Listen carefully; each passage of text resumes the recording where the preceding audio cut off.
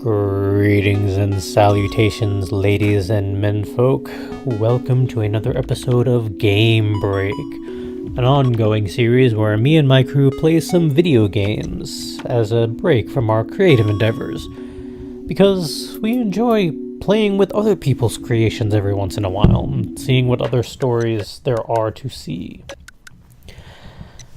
Last time round, we met a new character, a pupil, as it were, of Hagana, and came up with the crazy idea of, if Hagana is really good at math, and we're trying to figure out how to make money off the stock market, what if we teamed up? Or, as Hal was putting it, how to take advantage of Hagana's math skills, because he's a douche like that, and put it that way. Let's jump right back in and see just how this all plays out. It's 5.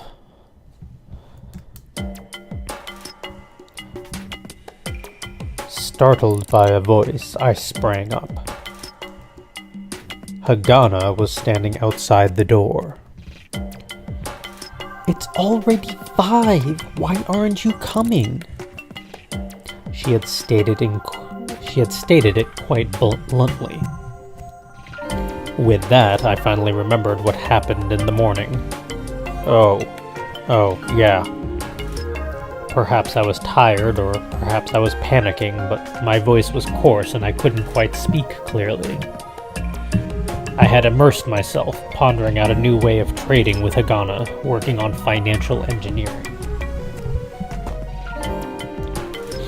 Furthermore, since I actually had no clue about math, it was quite tiring.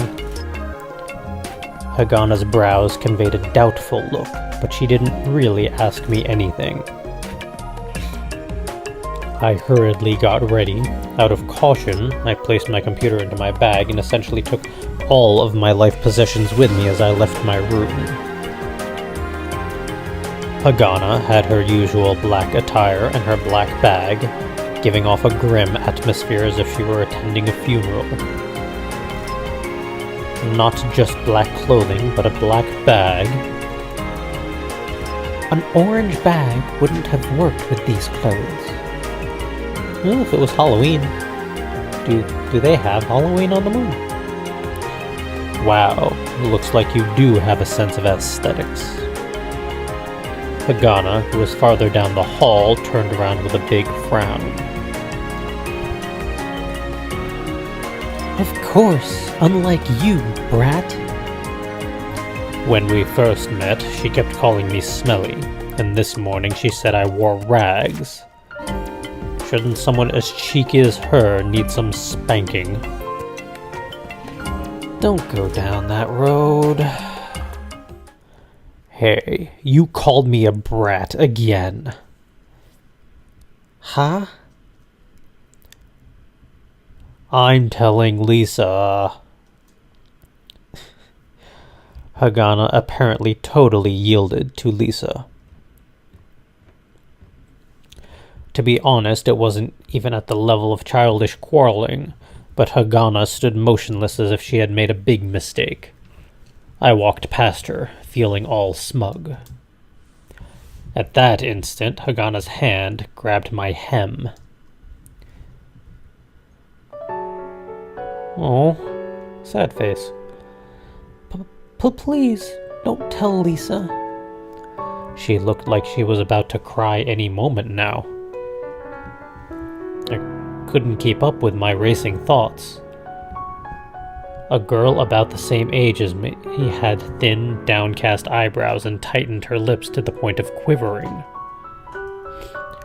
Furthermore, too quick. In that situation, there wasn't much you could do, even if you had done loads of weight training. I had forgotten I was dealing with Hagana, and tried for the life of me to find the proper words. In that regard, my memories were flashing by me as if I were on the verge of death. I heard that this happened to people who were on the verge of death because it was something to allow the person to find possible routes of salvation from past memories. And what I finally remembered was something terribly simple. I won't. Really? Hagana was looking at me almost clingingly with upturned eyes. This was the face she had when I was about to spill the beans about the incident with Toriyama. I guess she wanted to keep up appearances with Lisa even more than I had imagined. After I nodded, she stared at me for a while before finally letting go. Well, what is it? Hagana flung a totally unintelligible question at me after slowly returning to her normal poker-faced self.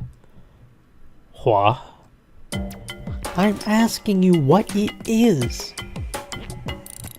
Her brows were showing signs of frustration. While being shocked at this utter transformation, I was eventually asked back, totally not understanding the meaning of her words. What are you talking about? I don't understand. I really don't understand. Thus, I couldn't help but feel hesitant at the unreasonable Hagana, who had posed me an unintelligible question while looking at me with frustration when I wasn't able to answer. However, Hagana's behavior was also kind of strange. And then, the reason for this came to light. While being frustrated, she finally turned her eyes away and responded painfully.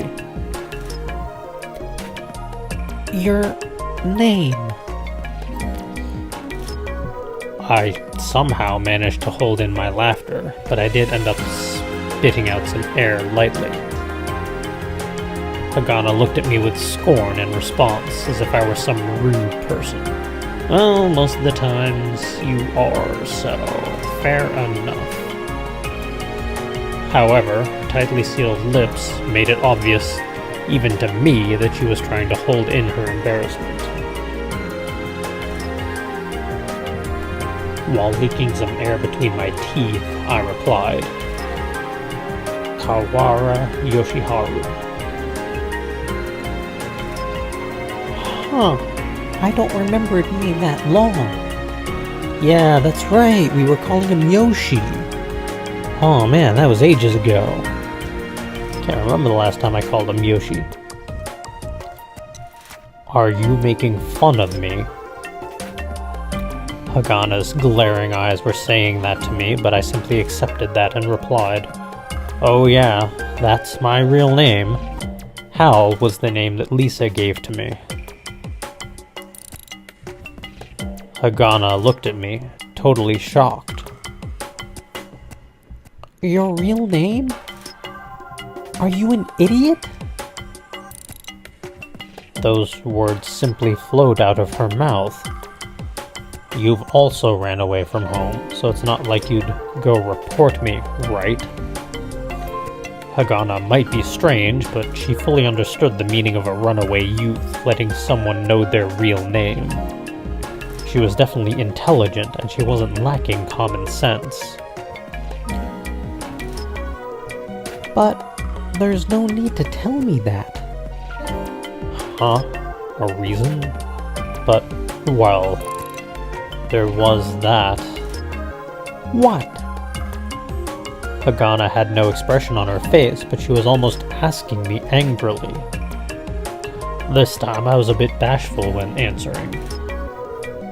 I've never been called by a nickname before. Huh? Around me were a lot of rowdy people older than me, so they simply called me by my first name. I also didn't really go to school, and besides, nicknames were kind of matter-of-fact, so I didn't like them. They made me feel kind of funny or something. There was a strange feeling I couldn't quite name when Lisa called me Hal. It was definitely not a bad sensation. However, with the current situation, it didn't feel quite right. feeling all flippant over being called a nickname by some woman amounted to being a coward. So, if you're going to call me something, then Kawara would be kind of bad. You could just call me by my first name. Well, if that annoying lady weren't around, you could just call me Brat or Hey You, and I wouldn't mind. With my light proclamation, Hagana looked down and pondered my words. She looked like a kid who had been tricked too many times. Aw. A skeptical girl in black clothing. The notion that it was clothing appropriate for someone like a funeral popped back into my head. Or perhaps it was the clothes she had on her when she was sold. Aw. So, can I just call you Hagana? She nodded at my question. After nodding, she opened her mouth to try to say something.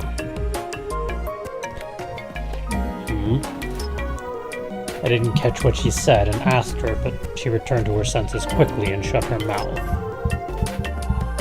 And then she had an icy expression on her face, as if she overly cleansed all emotion from herself, then turned her cheek towards me.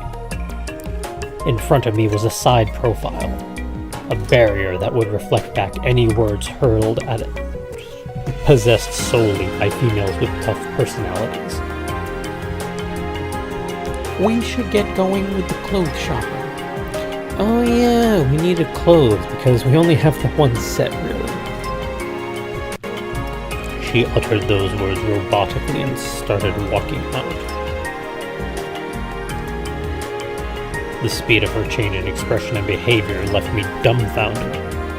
And then, a few steps ahead of me, she apparently noticed that I wasn't following her. She spun around like a well-made toy. What are you doing? Aren't you coming? Are you an idiot? No need to call me names, I replied tiredly with a yeah, and started walking. Perhaps she wasn't satisfied with that response because she lifted an eyebrow. But in the end, she didn't say anything and turned around, walking forward silently. Lisa, who had been cleaning up the church, looked at us walking at a distance from each other and said, "Have a safe trip," with a wry smile. Yay, we get to go in the outside world. The rain had already let up. The carved-out limestone cliffs and the winding, narrow streets, drenched with water, were sparkling under a simulated sunset. Normally, I'd be exploiting the low gravity and taking flying leaps from wall to rooftop and vice versa, but Hagana wasn't cut out for it. Of course, it wasn't that she was a girl. There were sports programs where a bunch of girls with bodies as flexible as felines would run through very complicated terrain as if they were ninja warriors. However, these activities just didn't fit Hagana. It would be more fitting for her to be scrunching up her eyebrows and sipping tea outside of the boisterous and sweat-filled stadium. And so, we were currently walking towards the shopping center, supposedly located on the second block, and Hagana would look back at me occasionally. It wasn't that she was carrying a torch for me or anything like that. It was just too much for me to be able to walk alongside a girl, so I kept a bit of a distance. Okay. And since we were walking slowly through the streets, there were a lot of things I wanted to see. Therefore, I could understand Hagana's irritation, seeing as I had trailed behind so many times. At any rate, there wasn't a thing in the world that you couldn't attach a price tag to, and therefore the streets were a treasure trove of information to me. It's because as long as something could be sold, something would be earning a profit on it. What I wanted to know was who, in this case. For example, I myself couldn't make money by going into the building materials business, selling materials and working on construction. However, I could invest in the company that did that and be able to share in the profits. I could do this via stock investments. If I could earn money without having to pour hours of my own sweat into it, then wouldn't that be the proper thing to do? I had less respect for those who worked the soil and grew vegetables like my parents, and more for those who bought the crops from my parents and sold them at a profit. By just investing in the latter party, I could even save myself the work of doing the actual reselling. By glimpsing at the houses along the street, the building materials, the doors, the toys hanging from the window frames, and the furniture and electronics that could be seen, I could determine that people in the income bracket here bought and what was currently popular. What people passing by wore, what terminals they had with them, and what stores they went into. If there were indeed 4,000 or so companies trading on the stock exchange, one would definitely be able to see a product from at least one of the companies everywhere you went. The seeds to money-making lay all over the place, and I was merely peeling back the fruit to get at the seed. And this method was the fastest and best way to get rich. Or should have been. Right now, my confidence was wavering as to whether this was really the best way. As a result, I thought up getting Hagana to learn financial engineering and then leveraging her power. But was that really possible? First, would Hagana be able to understand financial engineering? Most likely, she seems pretty intelligent. And second, would Hagana simply help me out?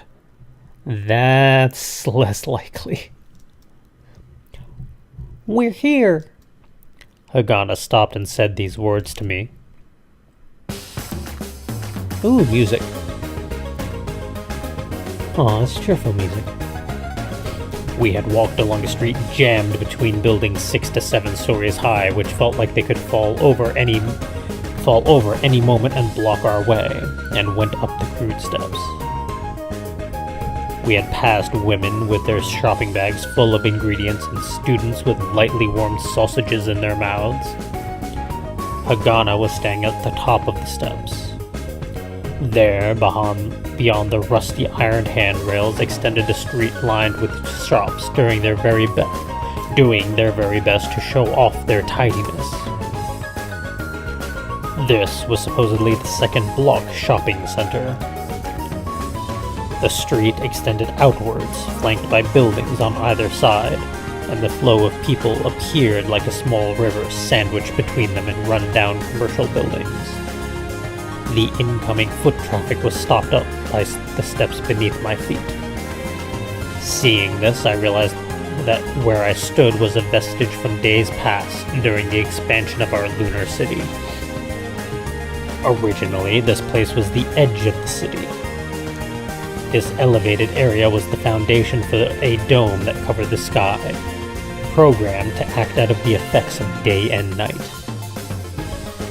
Currently, the edge of the dome was much farther away, and levees like this were obviated by advances in technology. However, precisely because this was ancient, actually standing here gave me a literally awesome view. I wasn't sure whether it was made of concrete or carved out of the lunar terrain, but there was definitely something like a levee extended to my left and right. It was immediately swallowed up by a myriad of buildings, so I couldn't follow it for very far, but I was able to see a piece of lunar history there. What? Hagana looked at me with a puzzled face.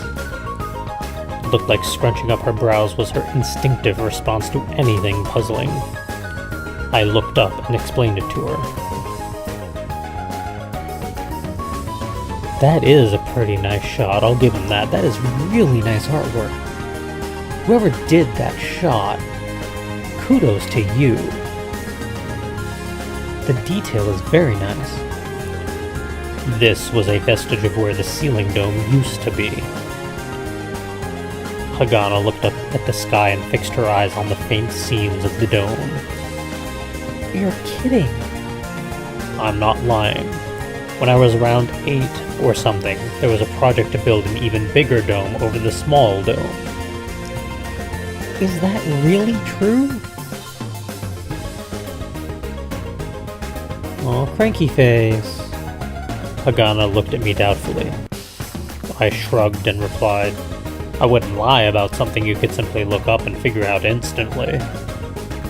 Hagana drew her chin in a bit and nodded, seeing the reason in my reply. And thus, I remember even now that the moon used to have 2 layers of sky. I looked up at the sky as I was talking and noticed Hagana looking at me. Finally, Hagana looked up at the sky herself and muttered, Wow. It was just one word. Brevity indicated the strength of the thought behind it.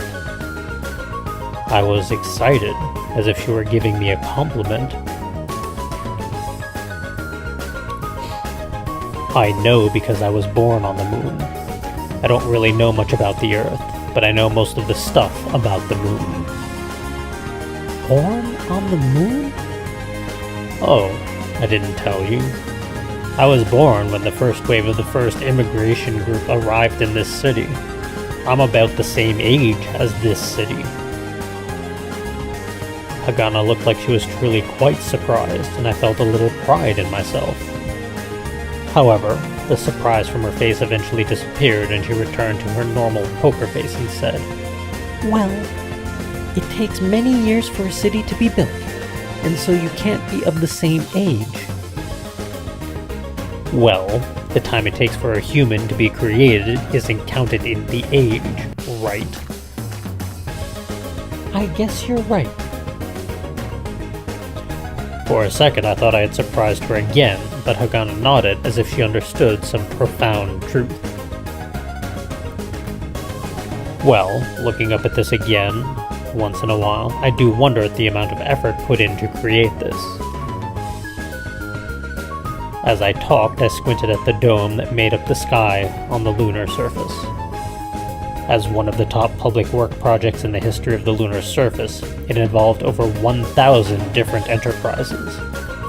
However, whenever I looked up at the dome inside, it wasn't about the technologies that made this dome possible, but something easier to understand.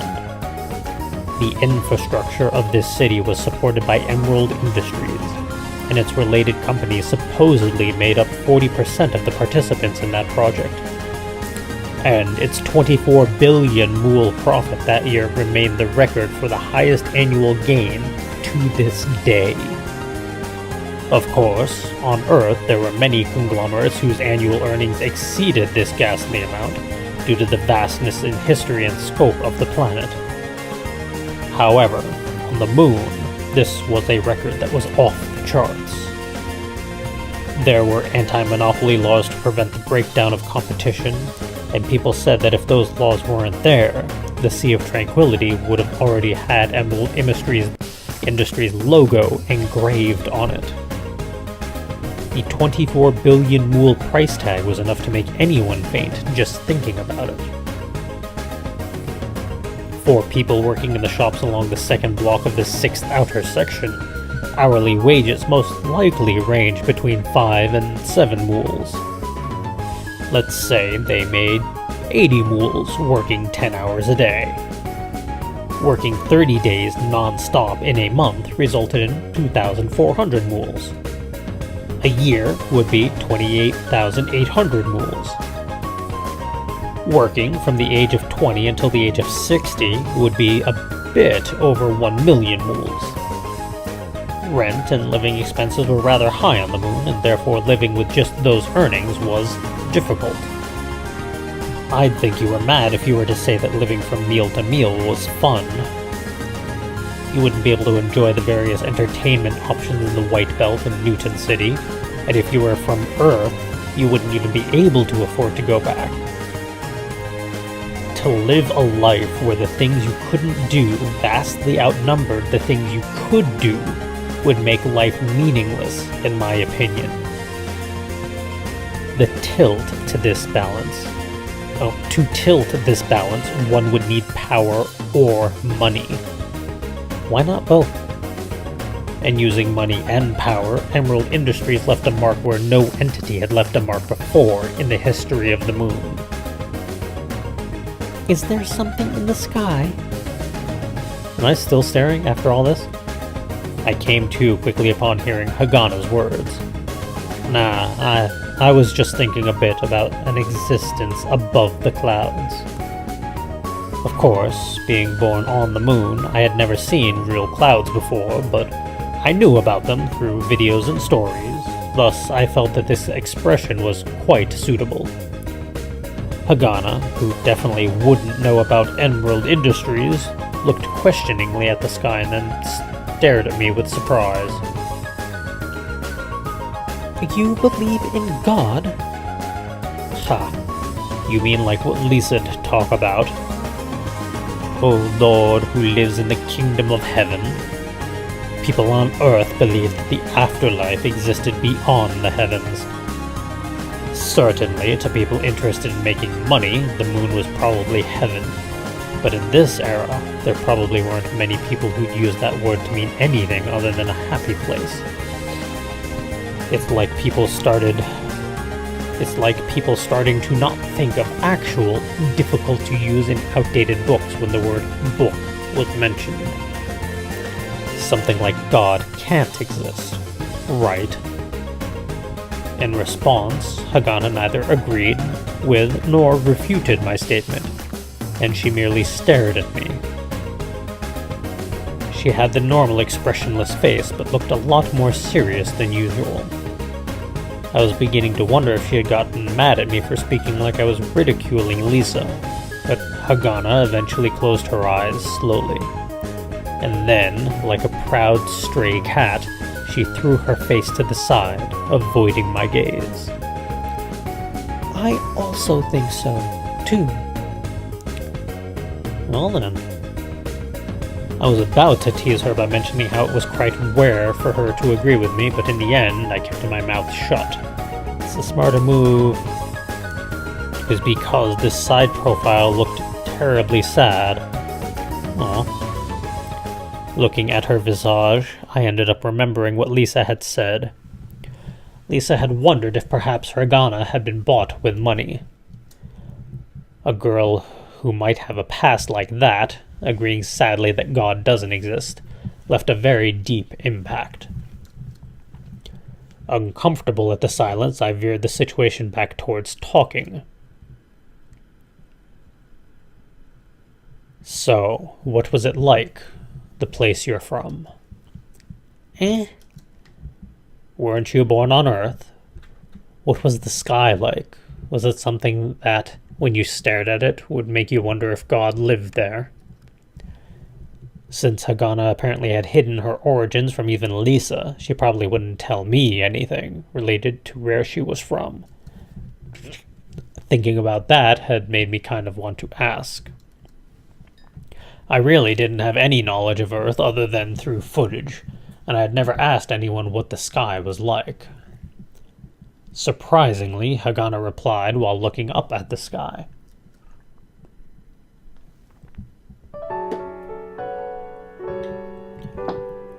It looked kind of like what it does here. You mean like the moon? Yes, there were lots of mountains and many cliffs. The trees had a ton of prickly things that would prick you if you touched them. Winter was cold and summer was short. There was a lot of fog, a gray place. Even if I hadn't visited Earth, I had a rough image of Earth's geography. Cold winters would point to the northern hemisphere, and a place where conifers grew had to be quite high in latitude.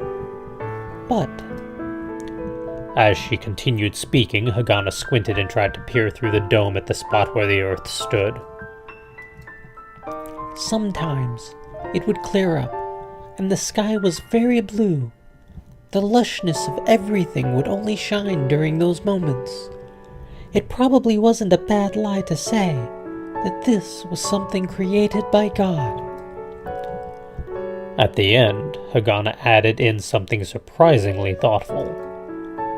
However, from that tone, I didn't think that her days were always happy where she grew up. There might be rough folks back home who'd be able to guess where she came from. However, I still couldn't fathom a sky so blue that would make someone wonder if it was created by God. A blue sky would just be the dome covering a lunar city, created scientifically. However, there wouldn't be one person who'd look at that and think without a doubt that this was created by God, and thus, compared to Earth, the moon probably didn't have much of a sky.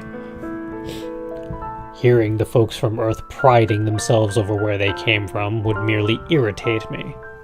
But all that Hagana had said led me to want to take a look for myself. While pondering those things, I looked up at the dome with Hagana. Instead of talking about this, let's go get this clothes shopping done already. Hagana, however, looked back down and spoke to me officiously. For me, who had felt a bizarre closeness to Hagana, it felt like being suddenly pulled out of a dream. Yeah. So, which store should we go to? She asked me with the usual cold gaze. Before I answer, why would you think I'd know the answer? Didn't you instantly find where those flowers would be? So why wouldn't you be able to find a clothing store? That's an odd stretch of logic, but I can kind of see how her thought process would lead that way. Isn't that obvious? Are you an idiot? Please don't say that out loud. Oh, that's what her furrowed eyebrows were saying to me. Going beyond anger, I replied contemptuously. Oh, it is as you have so eloquently phrased. However, a trifling small matter that still remains. Why must I toil and seek out wonderful garments for your highness? Perhaps you could care to enlighten me on this matter. I have no idea what you just said. She returned my sarcasm with a cold tone and an astonished expression. Please repeat it. And with that single phrase, I ended up having to acquiesce, being at a loss for words. Hagana was staring at me as if there were some bizarre person in front of her. Lisa, Hagana, there sure were a ton of annoying women around here. And there's the douchiness. Alright, I got it. You're so annoying. Yeesh. You got it. What did you get? I really got angry, but even I knew how embarrassing it was to yell at a girl in the middle of the street. I swallowed my words, and Hagana looked at me with even more suspicious eyes. Ignoring Hagana, I took out the computer from my bag and turned it on. And during the few seconds of booting, Hagana let loose a fully drawn arrow. What's this? Are you an idiot? True, I probably was the one being an idiot. At least you realize it. Looking at me, she shrugged, implying that it was totally impossible for her to comprehend. I really wanted to make her cry uncle someday, but I couldn't figure out where to start. Reeling in my impotent anger, I searched for clothing shops like I was her servant. And then, as I stared at the computer screen, I realized the moment to make her cry uncle might be coming up sooner than I'd thought. Here, I found it.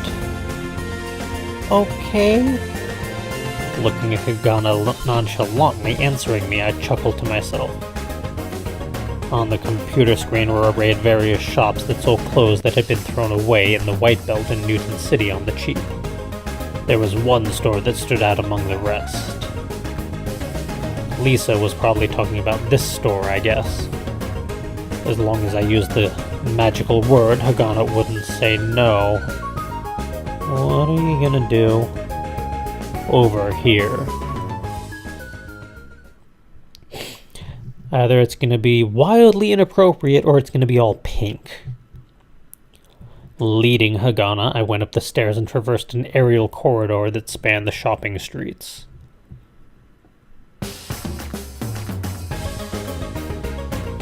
This aerial corridor connected hallways between buildings, and each floor contained one walkway lined with shops. I stood in front of one shop as I looked down at the stream of crowds. This shop was carved out of the cliff wall that a building was leaning against. It was a common way to save money on construction costs. However, what made me smile with satisfaction was that I had wagered that the shop would have this type of appearance. Fancy Mall Luna. Magical fashion. Oh no. The sign was written in a cringe-worthy font that would make people faint. Inside the store were fantastic things that one would wonder who'd ever want to try on. It would be the antithesis of the math-loving Hagana, clad in black from head to toe. What if you have to put it on? The store was full of apparel with polka dots and gaudy stripes or dyed in colors that would make people's eyes bleed. On either side of the entrance was a mountain of red plastic hair clips and strange, seemingly useless wooden badges. I heaved a sigh when I realized that all the goods here were something profitable to someone, whether they were shipped from Earth or made with the limited resources of the moon. I really felt the weight of the fact that not everyone doing business on the moon was an upstanding person. Just by peering into the shop, one could see many girls with their heads in the clouds. If the black-clad Hagana were to step in here, it would be as if a witch had entered the premises.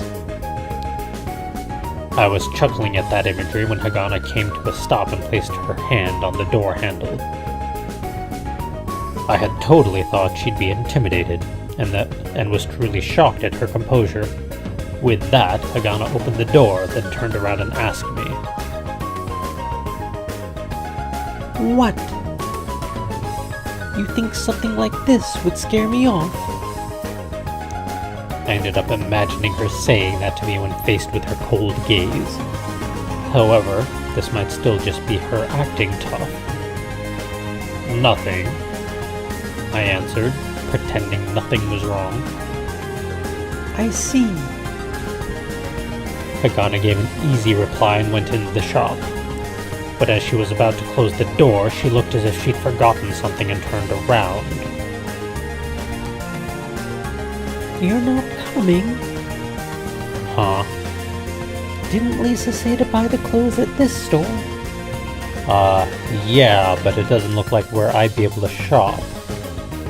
I might break out in hives if I actually went into the store.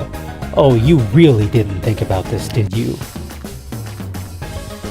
Oh, you're getting dragged in there. You better be dragged in there. That's what you deserve. After listening to me, Hagana looked back and forth between me and the shop and tilted her head. Then I also want to shop where you'd be able to shop. Huh? We'd be able to get a discount if we all bought at the same place. Ooh, she's got you there. Such a lively line made me pause, but I was more at a loss for words due to how terribly logical this was. In either case, it looked like my heinous plan to make Hagana dress up in embarrassing pink and white polka dot apparel wasn't going to go well. You wouldn't believe how good it would make me feel to see Hagana all embarrassed in front of such fancy clothing. Douche. Not wanting to lose a chance at that enjoyment, I tried to make excuses. No, well, but you see... I don't care if it's male clothing. If the clothes go with you, there'd be no issue of it not working for me. Hagana, with her graceful face and slim hands and feet, stood up straight and proclaimed earnestly. With that, there was no way I could form a rebuttal. It was so bad that I was able to imagine how she'd look dressed up as a boy, and I thought subconsciously that it wouldn't be all that bad. Okay. I had been moaning and groaning about this and had gotten a lot of astonished looks from inside the store, so I decided to abandon my prank. Though Lisa would have enjoyed this prank too, if she had learned of my scheme. I don't know about that. So, where are you going to shop? I opened up my computer again and looked for a normal, cheap clothing store. She truly was a tough customer. I was in the middle of searching for shops while swearing in my head when... Miss Hagana! I heard someone call out. I looked up and turned in the direction of the voice, and in the aerial corridor 2 or 3 floors below, there were a few people around Chris's age who appeared to be elementary school students.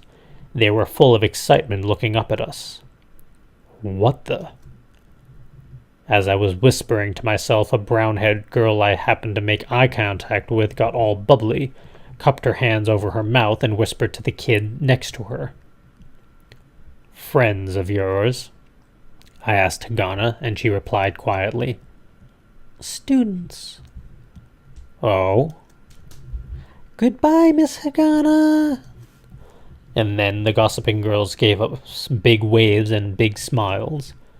There were, incongruously, 2 boys next to them who were struck dumb with amazement as they looked our way. Then the girls pulled the dumbstruck boys by their ears and brought them with them, disappearing into an alley by the building on the opposite side. What's with that? I said that, a little confused, but then I looked at Hagana and was even more surprised. She was waving back at them with a light smile. "What?" However, once she noticed me looking at her, that smile vanished. You could say that there was rather an unfair difference in attitude, but it's not like I was actually flustered by her smile. I was just totally shocked at how her expression became so gentle once she started smiling. Nothing. I suppressed my excitement, telling myself that it was only because it looked nice. And then, once I had regained my composure, I spoke. I was surprised to see that you really are a teacher. It wasn't wrong to say that I was surprised at that, and thus it wasn't a lie. She was something, all right. Those kids didn't look like the type who'd listen to her, but they'd all become adoring fans. At least, it was something I couldn't do. "It's just teaching math, so even I could at least do it." I was again surprised at her unusual modesty, and looking at her strangely tough expression made me wonder if she was a bit embarrassed. "However, that's the only thing."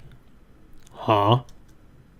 Looking off into the distance in the direction where the kids disappeared, she whispered. "That's the only thing I can do." Huh? What do you mean? Being able to do that is pretty good, isn't it? I replied innocently, and Hagana shut her eyes and then slowly opened them. "Math isn't something that can solve the real problems of the world." I had ended up staring at her profile without noticing. Normally, she glared back at me with a "what?" but she merely glimpsed at me for a second, then continued looking far off into the distance.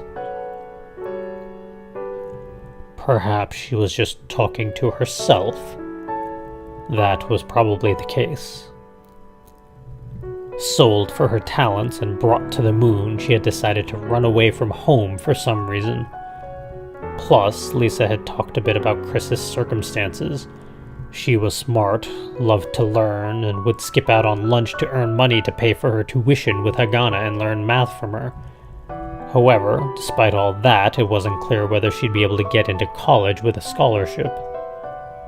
That could easily be the biggest gamble of her life, one that could bring her out of poverty. Hagana most likely knew about Chris's family situation, and thus, with that problem in front of her, it must have been painfully obvious to her how little power her math had on everything. Therefore, while looking at her from her side, I could feel my heartbeat rising faster as well. In my head was the idea of using math to trade stocks. On the rare chance that Hagana could accomplish that, she'd probably also be able to solve a lot of problems that have been troubling her. I reflected upon Hagana's expression as she waved cheerfully back to her fawn students. From my personal viewpoint, Hagana would simply be an annoying person. However, in reality, that might not be the case. So you're finally learning. And if that were the case, I was about to ask her something and drew in a big breath. But at that moment, Hagana suddenly turned towards me. Did you find a shop? Having been asked straight up, I swallowed my words and returned my gaze quickly to the computer. Yeah. Where? Before I could answer, Hagana peered at my computer screen with her usual squinting eyes. I guess it's around here. And then she walked off. My vision chased after Hagana, and I was about to say something, but nothing came out. I had totally screwed up the timing. I stood there dumbfounded. Hagana, who had gotten to the edge of the steps leading down, turned around to look over my way. Why aren't you coming? Upon those words, I shut my computer like an obedient kid. Hagana, playing the part of the parent, swung her head back arrogantly and started walking again. I didn't really have to force myself to broach the subject. I should just find an opportunity to talk to her about it after I get back to the church. Having made my decision, I went to catch up to Hagana. Why is something of this level of craftsmanship 20 mules apiece? She had grabbed a piece of clothing from my arms, set it on the counter, and spat those words out. The clerk, who had been fixing a frayed spot on some item, looked up at Hagana confusedly. Huh? Why is it that the clothes over here are better made from better materials, even though they're 20 mules for 2 pieces? I had chosen a used hoodie that cost 20 mules. On the moon, which relied on importing all sorts of things, clothing was far more expensive than food. Grains had priority over cotton and hemp in the limited-sized fields of the moon. You wouldn't die from being naked if the orbital elevator were to stop working and clog up imports, but you could die of hunger. Therefore, even for used apparel, 20 mules apiece wasn't exactly that expensive. Besides, it was in pretty good condition. It was probably leftovers from mass retailers in the White Belt in Newton City. However, Hagana put even more pressure on the store clerk. Did this get the wrong price tag? No, this is a brand name item and thus the higher price. But something from the same manufacturer was in that section for 10 mules apiece. But that one's short-sleeved. This one's a long-sleeve, so it uses more fabric. Then why is this 3/4 sleeved item the same price? There's no consistency here. Ooh, she's got you there. The clerk was taken aback by Hagana's words, stared at her, and then sighed annoyingly. Look, are you trying to tell me to lower the price? Yes. Point blank. Well, we don't give discounts here. That's odd, even though you have a discount aisle. Those are on discount because it works out for us. I got it. We weren't coming here today to just buy this. We also came here to buy these. Saying this, Hagana took out what was apparently clothing for herself from the shopping basket by her feet and placed them on the counter. What left me dumbfounded was the fact that in the basket were a black blouse, a black skirt, and a pair of black stockings. We appreciate your business. How much cheaper would they be together? No, we really don't do discounts. Our margins are already paper thin. Then why do you discount stuff you couldn't sell? Well, they're leftovers, so... Well then, think of it this way. If we don't buy this stuff, it'll remain unsold and become leftovers. That was some ridiculous logic. But no, really, that's pretty clever on her part. I'll give her points for that. Unsurprisingly, the clerk thought it as ridiculous as I did. Look, we priced this at 20 mules because we believe it would sell at that price. When we announce a price drop to 10 mules, you can come back and buy it then. There's a chance it could get sold before then. Therefore, I'd like to buy it in advance by adding 3 mules to the 10 mule discount price. Oh, she's got you. Sneaky, sneaky. The clerk pulled back and looked down at Hagana while twisting his lips. I looked at the two somewhat nervously. Didn't I say this was a pretty good item? It'll sell for 20. Even though something similar is in the discount aisle? Like I said, there's a different manufacturer. There were also stuff from the same manufacturer. No, those weren't hoodies, you know? There were also hoodies. I'm saying those were a different manufacturer.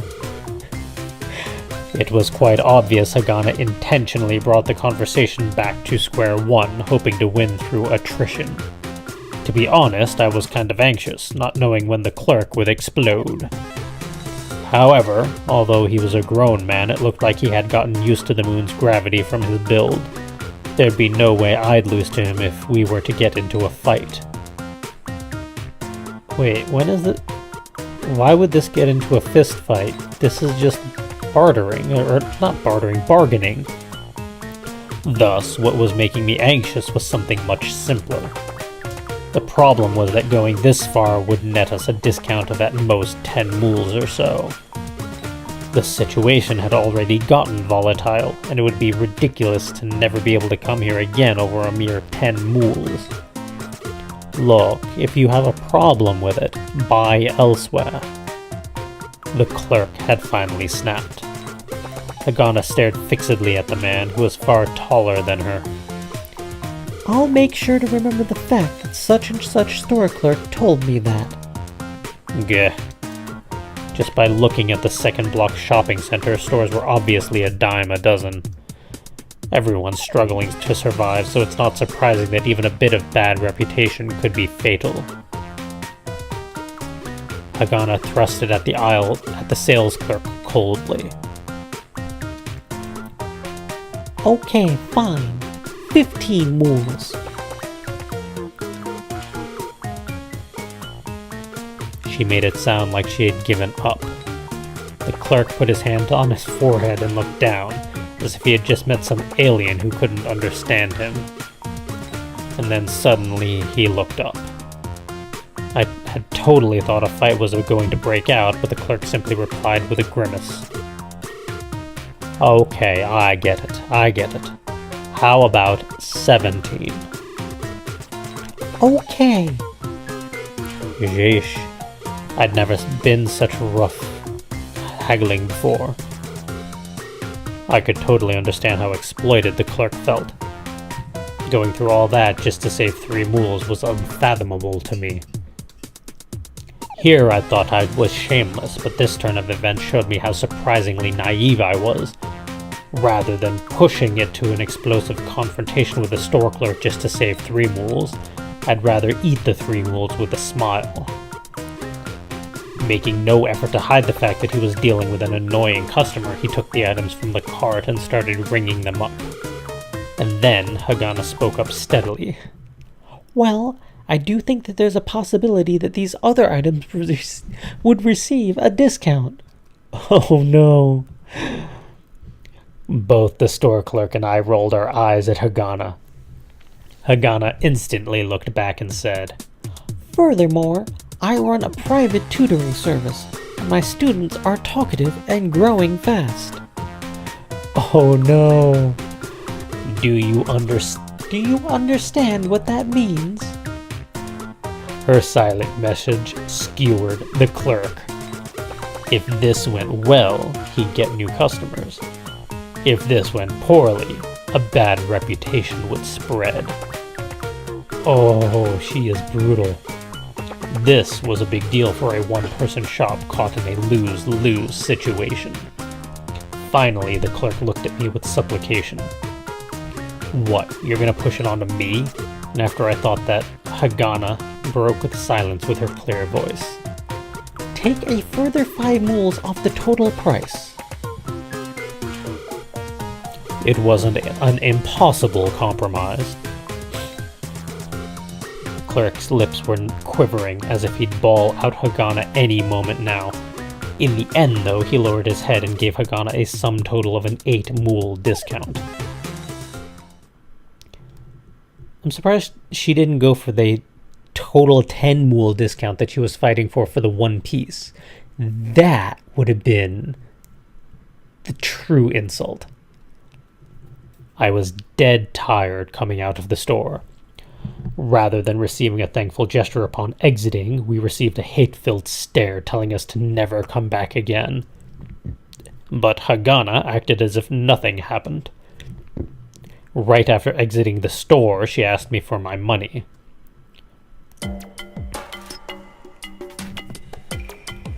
$33 mules.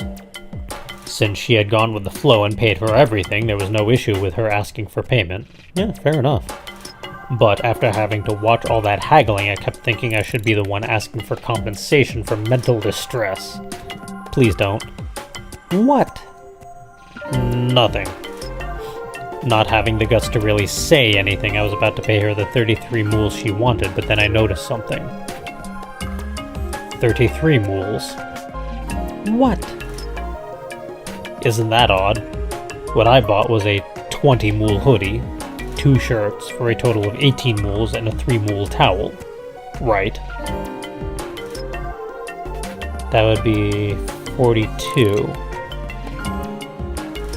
Oh, close.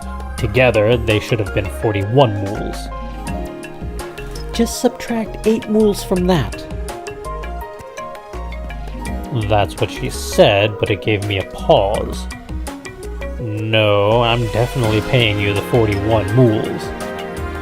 I had exactly 2 20-mule bills and 1 mule bill, so I gave them all to Hagana. 33 mules is enough. She stubbornly refused to take more than that. Weren't you the one who haggled down the price? I didn't do a thing. Regardless, just 33 mules is fine. What is she trying to play at? What the hell? I looked at Hagana a bit phased. This was like winning the lottery for pocket change. I can pay you the full price. You can't. Wait, why? Why not? Hagana remained silent and turned away with a sour look. Is this in payment for the cookies yesterday or something? Sighing, I took the 41 mules and shoved it in her bag. That's not going to go over well. Ah! It's not like I'm sweating over small change like that. Besides, that haggling was going overboard, you know. I stopped Hagana's hands from taking the bills back out. However, I didn't stop talking. I felt bad for the clerk, and we wouldn't be able to go back again.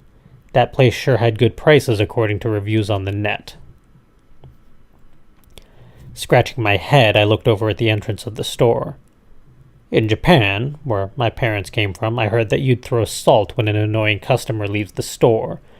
I was half expecting the clerk to come out holding a jar of salt any moment now. Looking at the big picture, didn't we lose out in the end? Besides, shouldn't you at least learn about the feelings of... When I got to that point in my speech, there was a loud sound, and I found myself doubled over on the ground, clutching my shins. Ah, that hurt. The hell are you doing, you... I was about to call her a bitch, but then totally froze. Normally, were I to get kicked out of the blue, I'd fight back and throw my attacker onto the ground with me on top. Meanwhile, he'd be crying, howling, and getting the crap beaten out of him. However, in this case, I couldn't even get up. No, sad face. It was because Hagana was looking down at me with eyes about to let loose the torrents of the Nile. Wait, what? What happened? My head was swimming even more so than when I got kicked suddenly. I had no clue what I could say. Like an idiot, I looked her right in the eyes, from which tears could start flowing any moment. What released me from my paralysis was Hagana wiping her eyes brusquely, turning on her heel and walking away. I didn't have any time to stop her. I tried hurriedly to get up, but my shins hurt like crazy and I couldn't lift my foot, causing me to tumble over. My mind was wondering whether my legs were broken, but my eyes were fixed on Hagana. Through the breaks in the fences, I saw her going down the stairs and trotting across the aerial corridor. The passers-by all did a double take, and Hagana was wiping her eyes with her sleeves while running. She was crying. And we're gonna leave that there.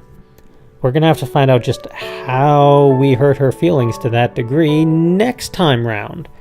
Thank you all for joining me, and until next time, go be creative.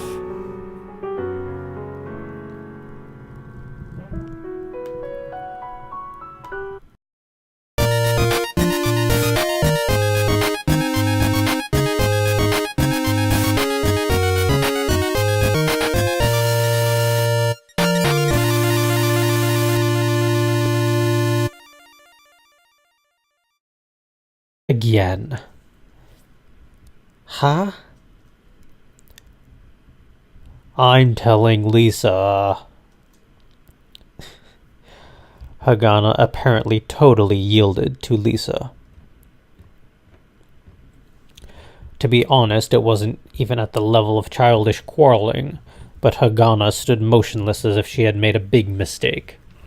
I walked past her, feeling all smug. At that instant, Hagana's hand grabbed my hem. Oh, sad face. Please, don't tell Lisa. She looked like she was about to cry any moment now. I couldn't keep up with my racing thoughts.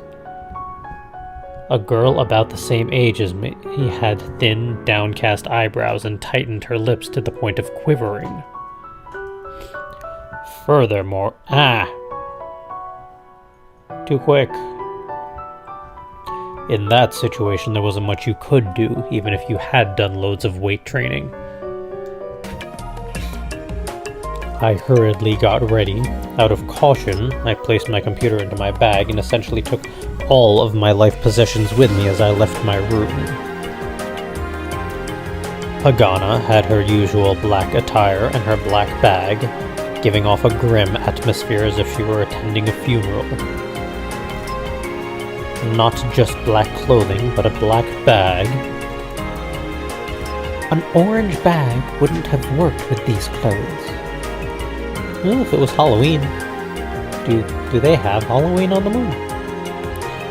Wow, looks like you do have a sense of aesthetics. Hagana, who was farther down the hall, turned around with a big frown. Of course, unlike you, brat. When we first met, she kept calling me smelly, and this morning she said I wore rags. Shouldn't someone as cheeky as her need some spanking? Don't go down that road. Hey, you called me a brat.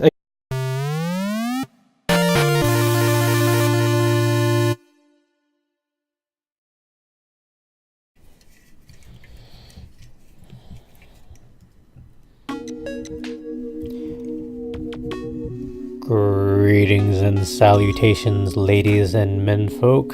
Welcome to another episode of Game Break, an ongoing series where me and my crew play some video games as a break from our creative endeavors, because we enjoy playing with other people's creations every once in a while, and seeing what other stories there are to see.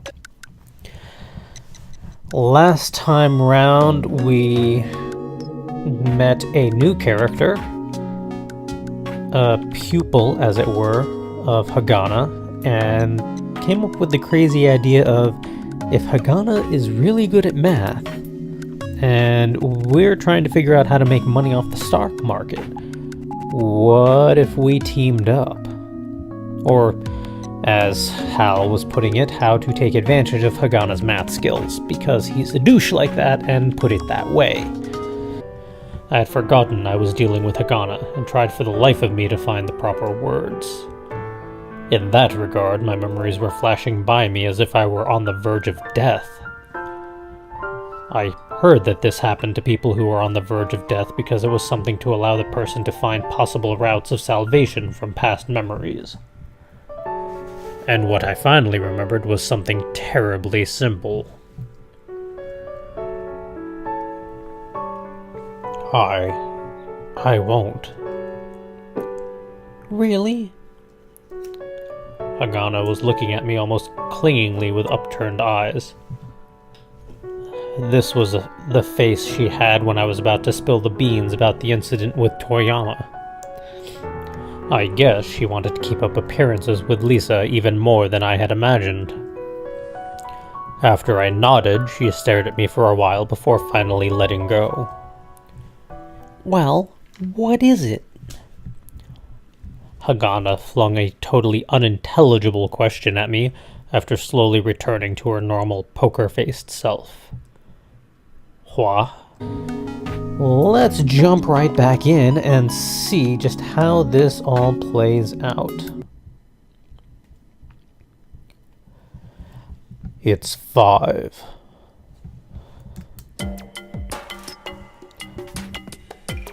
Startled by a voice, I sprang up. Hagana was standing outside the door. It's already 5. Why aren't you coming? She had stated it quite bluntly. With that, I finally remembered what happened in the morning. Oh, yeah. Perhaps I was tired, or perhaps I was panicking, but my voice was coarse and I couldn't quite speak clearly. I had immersed myself, pondering out a new way of trading with Hagana, working on financial engineering. Furthermore, since I actually had no clue about math, it was quite tiring. Hagana's brows conveyed a doubtful look, but she didn't really ask me anything.